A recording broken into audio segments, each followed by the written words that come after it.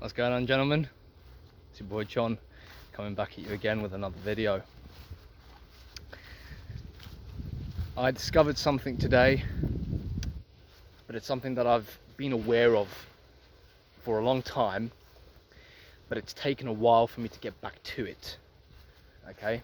Now this is the thing about this particular concept. Once you get it, you don't know you've got it. Once you realize you've got it, you lose it. Okay? It's a bit paradoxical and contradictory, but it is the way it is. Okay? There's no way it can be any way different. When you're in it, you don't know it. But once you've lost it, you know you've lost it. Just hang on a minute. Right, so I just did a little mini parkour session, so I don't think you'd want to see that. Or if you do send a message and I will give you more parkour movies if you want to see that is. Anyway, so what I've discovered is there's different levels of consciousness. Okay, there's different levels of consciousness. So there's the world of forms, and then there's the world of higher consciousness, a higher realm. Okay, and this higher realm is oneness with the universe. Okay, it's when you actually feel connected to every single thing that's alive, including yourself. Okay, now you might be thinking, John, am I not always connected to myself? No, you're not. If you were connected to yourself all the time, you would never feel suffering, you would never feel depressed or lonely. Okay, because you are a presence in and of itself. A very deep, powerful presence, consciousness, being, God. Okay? Even God. And that's within you. That's not outside. You see, the Bible and the Quran and the Torah and all of these books say that God is this figure to be obeyed. This external patriarchal figure. Those are just the words of men, because I believe God is life itself, existence itself, and you are that, gentlemen. You are existence itself. So for the last few weeks, I would say, I was in the world of forms. Okay, I was heavily involved in the world of forms. I was a human being, or rather just the human part. Okay, the human part with its obsession with the world and its forms and indulging in the physical pleasures and sensations. Okay, I was in the egoic mind without even knowing it, without even realizing it. There was a delusion where, because I've looked into spirituality for a while now, there was a delusion that I wasn't in the egoic mind, but I was. The egoic mind was actually running my entire life. And usually I know that I'm in the egoic mind when I start to feel pain, okay? When I start to encounter suffering, depression, over the top anxiety, I usually figure out that it's probably down to me being involved in the world of forms. I'm in the egoic realm again. And the ego is concerned with its reputation. It's concerned with its status. It's concerned with fulfilling its own validation, and it's in a constant state of need. It's needy, very needy for everything. It's needy to have things perfect. It's needy to have people treat it perfectly. It's needy in all of these ways, and I don't actually know how I've gotten out of it. And when I say I've gotten out of it, it's a tricky thing there, because the moment you say you're out of it, there you set yourself up for failure. Because once you think you're out of it, that in itself is the ego telling you that you're out of it. The ego is saying to you that you're out of it now. You don't need to be alert anymore. You don't need to be aware. And then all of a sudden it comes back and it takes over once again. And it keeps saying, of course, no, you're present, boy. Boy, you're present. You are perfect. And then it takes over and sabotage begins. Okay, the world of pain begins again. So anyway, the way you know that you've left the realm of forms and reached a higher consciousness, it's usually when you start to observe your thoughts and realize that you are not the thinker, okay? You are not the thinker. The thinker is a part of you. You are the knower, okay? You're the knower. You're the thing that's listening to it. And the delusion is that we are the thinker. That's what humans believe. That's what we believe. We believe we are doing the thinking. But actually, if you really pay attention and look at what's going on, your thinking is going on without you even doing anything with it. Just sit back and relax. Don't do anything. And just think. What's your thoughts? And sooner or later, you'll be hit with the realization where the thinking goes on without you even having to put any conscious effort into it. What we do, humans, is we energize the thoughts. We give them particular attention and we follow the train of thoughts. And that leads us into all sorts of problems. Okay? Because the mind is a beautiful thing. It's there to help you survive this dangerous world. Okay? And it's very quick. Okay? You can do things very quickly with the mind. But if you let the mind be idle and let it just do what it wants to do, it will take you into a place of suffering. Okay? It will take you into a place of suffering. And when that happens, it's because you've gotten too involved. You've gotten too involved in this world. You've started to believe that that your thoughts, that is you. So whatever emotion is attached to the thoughts, whatever feeling is there, you become that feeling. You are that feeling. And that's terrible. That's a world of pain. Okay, and I hate to be in that place, but when you're in that place, gentlemen, you have to realize that you are in a low vibration. You are in a low level of consciousness. You're not very aware of the fact that you are the thought yet. Let's say you've read Eckhart Tolle's book, or you've read some books of Buddhism, or you've read the Upanishads of the Hindu texts, or even Jesus's words, because Jesus's words, they even point to the same thing that I'm talking to, consciousness, higher levels of consciousness. That's what Jesus is talking about. When Jesus says, do not think, do, or something along those lines, I can't remember the exact quote, or think not of the morrow, think only of the present. The kingdom of God is within you, not out there. Okay, these are all words that he's pointing to say that the being, the higher level of consciousness, is what you want to be attaining and being, rather than the level of forms. The same reason why he said you can't take anything from the physical world into the kingdom of God. It doesn't work that way, does it? Nothing physical goes there. Of course it doesn't. It's all metaphysical. But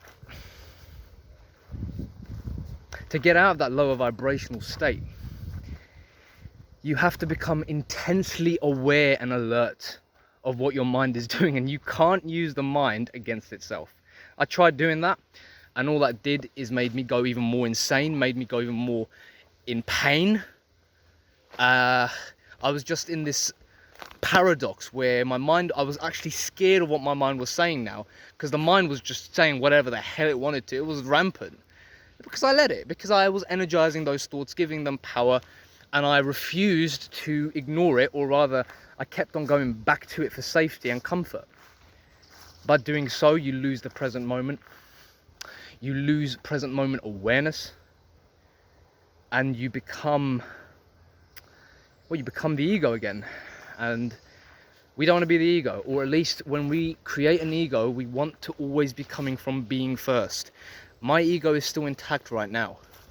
I still have an ego, of course I do. I'll always have an ego. There's no way you can destroy or dissolve the ego. The ego is always going to be there, but it can be managed in certain ways. So right now I'm presenting to you a certain part of my ego, which is being fueled by present moment consciousness. Okay? That is a good way of showing the ego, a good way of manifesting the ego in the form realm.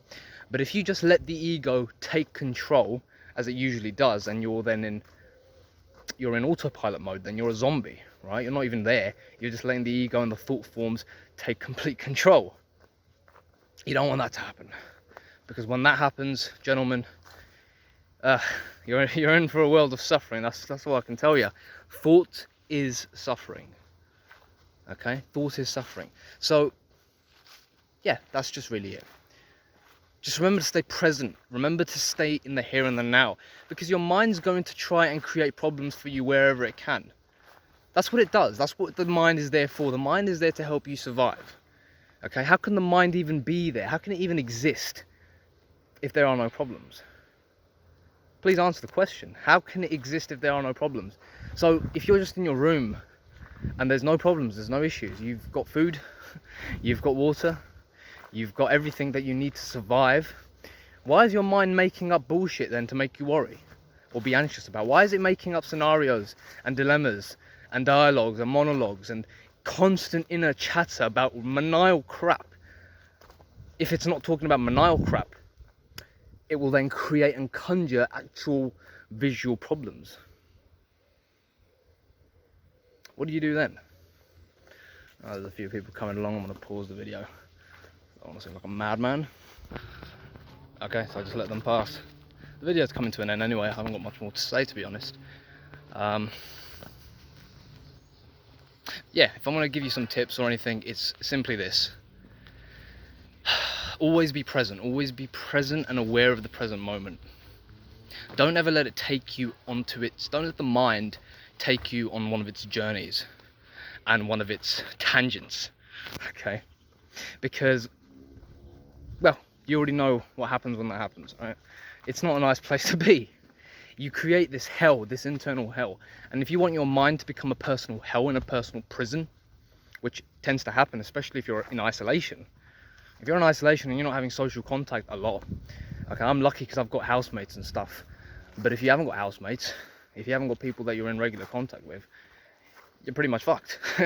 Okay, you're going to let the egoic mind take over. And that's not a good place to be in. There's a few people coming over again. Let me pause it one more time. Jesus, I've already met 2 groups of people now on my forest walk. I haven't seen anyone in the forest for the last week. And today I've seen 2 groups already. Jokes, innit? Jokes. A lot of synchronicities are happening today. I'll probably make another video talking about where these, what these other synchronicities are. Probably has something to do with me entering a higher vibration today. Who knows? Who knows?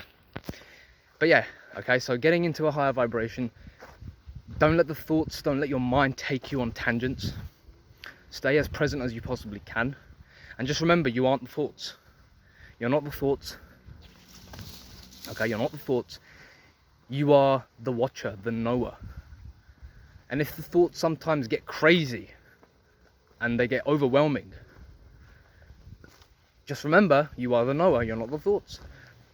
When you become the knower and you start to watch the thoughts, you will realize that the thoughts start to lose power, and they just think of it as energy. Okay, think of you when you become the thoughts. Okay, think of that as an energetic current.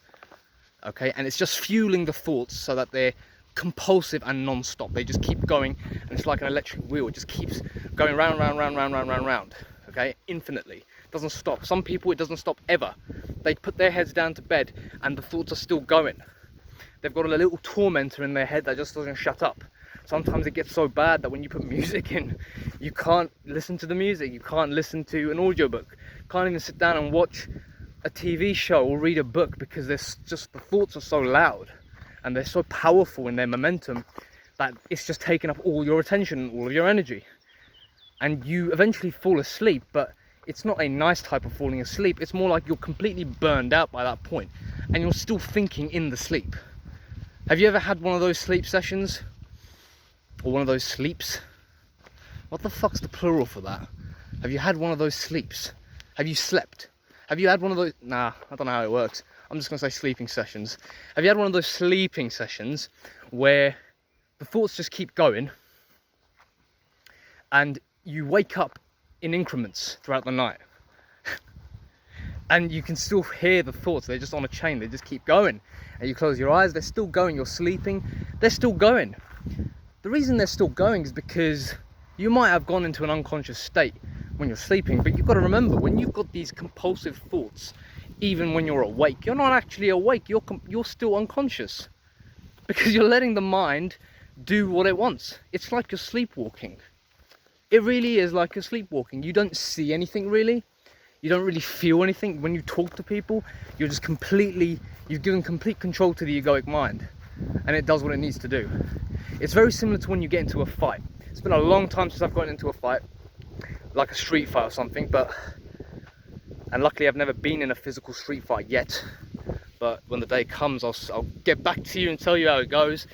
But I know from my previous experiences when doing any sort of practice fighting, when you get that shot of adrenaline and that shot of whatever other cocktails of hormones you're going to get in that moment, you're not even there anymore. You're not present, or rather, it's either you're not present or you are so present that that time doesn't exist anymore. But it's almost like you're not doing anything. You've just been taken over by autopilot. The body and the mind are doing their natural survival reflexes by default. It's just going. You're not consciously doing anything. If you were to consciously think and actually fight, you would probably die. So the mind just instantly shuts off in those moments. Yeah, that's what happens. Okay, so when you're in a fight, you become very present. That's it. But you don't get taken over by the mind. You are your complete truest self in a fight. Okay? You're your complete truest self, where the mind shuts off, you become immensely present.